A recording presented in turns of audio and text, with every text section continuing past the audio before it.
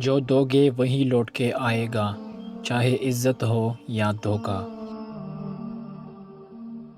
سوچ سمجھ کر بولا کرو، الفاظ نسلوں کا تعارف کروا دیتے ہیں۔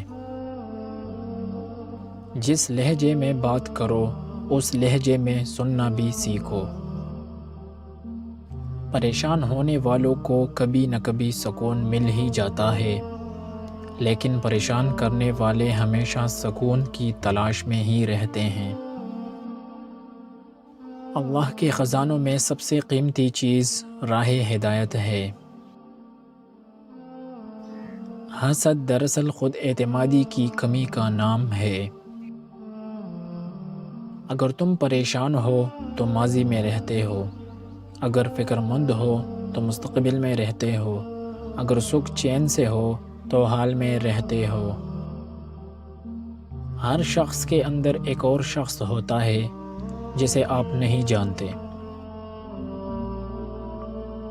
رشتوں کو مضبوط رکھنے کے دو راز: جب آپ غلط ہو تو اپنی غلطی تسلیم کریں، جب آپ صحیح ہو تو صرف خاموشی اختیار کریں۔ آپ کا کردار ہی آپ کی پہچان ہے، ورنہ ایک نام کے لاکھوں انسان ہیں۔ دماغ پیراشوٹ کی طرح ہوتا ہے، اسے جب تک نہیں کھولا جائے یہ کام نہیں کرتا۔ خود پہ یقین ہونا چاہیے، سہارے ہی تو بے سہارا کرتے ہیں۔ ہر کسی کو آپ کے بارے میں سب کچھ جاننے کا کوئی حق نہیں۔ زندگی ہر روز ہمیں ایک نیا سبق دیتی ہے، اس لیے نہیں کہ ہم اسے پڑھیں، بلکہ اس لیے کہ ہم اسے سمجھیں۔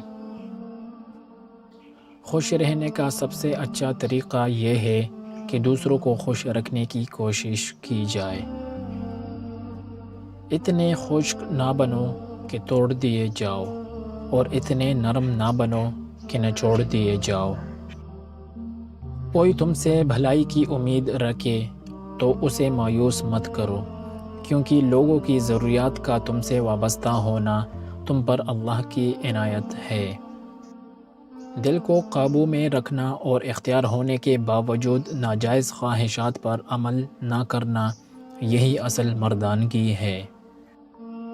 انسانیت کی انسانیت تب ختم ہوتی ہے جب اسے دوسروں کے دکھوں پہ ہنسی آنے لگے۔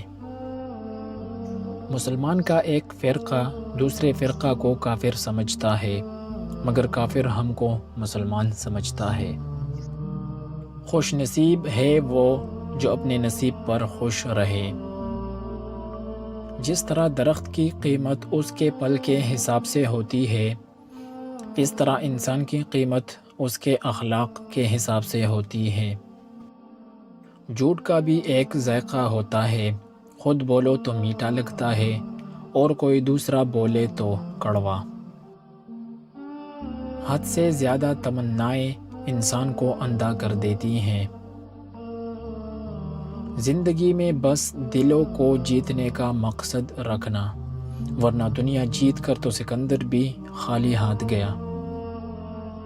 کسی دوسرے کے خاطر اپنی خوشی قربان کر دینا، یہ بھی انسانیت کی معراج ہے۔ زمانہ بھی عجیب ہے، ناکام لوگوں کا مذاق اڑاتا ہے اور کامیاب لوگوں سے جلتا ہے۔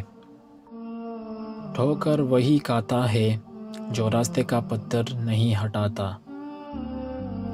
کتے بھونکتے ہیں اپنے ہونے کا احساس دلانے کے لیے ہی، جنگل کا سناٹا شیر کی موجودگی بیان کرتا ہے۔ محنت اتنی خاموشی سے کرو کہ تمہاری کامیابی شور مچا دے۔